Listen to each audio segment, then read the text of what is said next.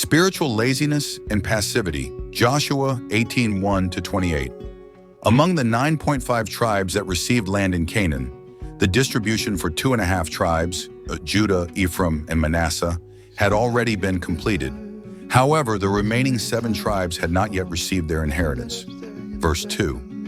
Joshua states that the reason for this was that these 7 tribes had delayed in taking possession of the land. Verse 3. There were likely several reasons for their delay. Since the generation born in the wilderness had no land of their own, it might have been more comfortable to live without property.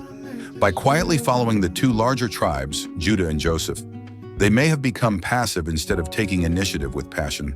Above all, they may have failed to feel the need for local battles, focusing only on the great victory they had won in the overall conquest. We find a clue to this in Shiloh, mentioned in verse 1. Shiloh was the place where the tabernacle, which had previously been mobile, was established. Shiloh, first mentioned here, disappears from the narrative until the time of the last judge, Samuel, 1 Samuel 4. The Israelites set up the tabernacle in Shiloh, but they neglected it until they needed it for victory in battle. When they carried the mobile tabernacle with them, they were more conscious of God and felt the need to conquer the land. However, once the tabernacle was set in Shiloh, God's presence became less visible, and they no longer felt the need for local battles, continuing to delay taking action. Thus, after the 2.5 tribes received their inheritance, and the tabernacle was set in Shiloh, the remaining 7 tribes likely thought they had fulfilled all God's requirements. This is what I would call spiritual laziness or spiritual passivity. The 2 larger tribes, Judah and Joseph, faithfully followed God's word under the leadership of Caleb and Joshua. Now, by seeing the people offer sacrifices to God in Shiloh, the sense of responsibility to fight against the nations and depend on God daily in the land they had been given became diluted. Spiritual laziness, passivity, makes one focus only on what is comfortable.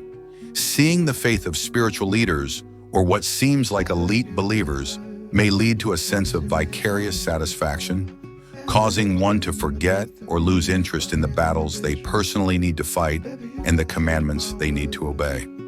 It is important to attend a good and healthy church, but we must constantly examine ourselves to ensure we are living as good and healthy believers in our daily lives, training ourselves in godliness.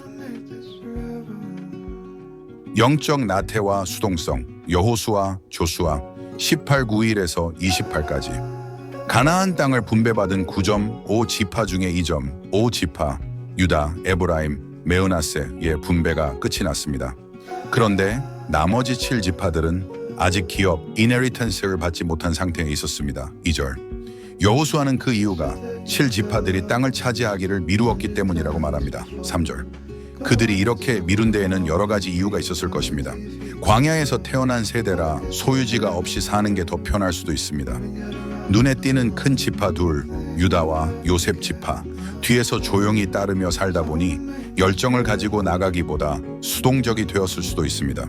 그러나 무엇보다 전면전에서 이긴 승리에만 집중하여 국지전을 싸울 필요를 못 느꼈을 수 있습니다. 1절에 등장하는 실로 사이로에게서 그 힌트를 발견합니다.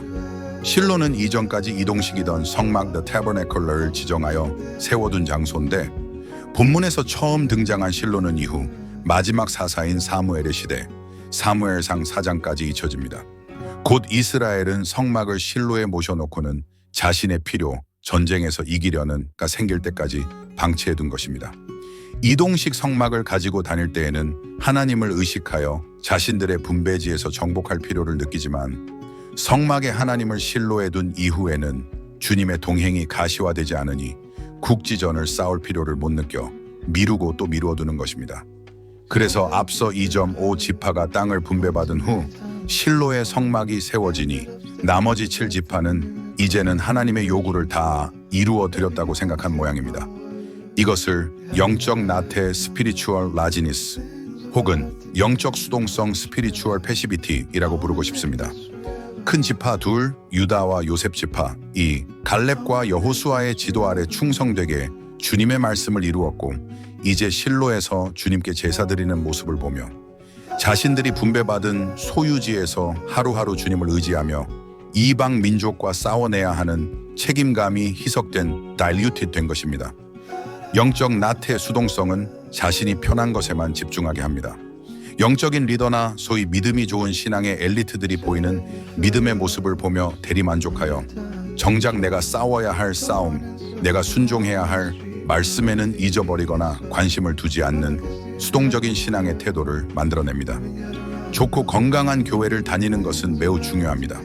그러나 과연 내가 일주일 동안 나의 삶의 자리에서 좋고 건강한 신앙인으로 살고 있는지 늘 돌아보며 경건을 훈련해야 하겠습니다.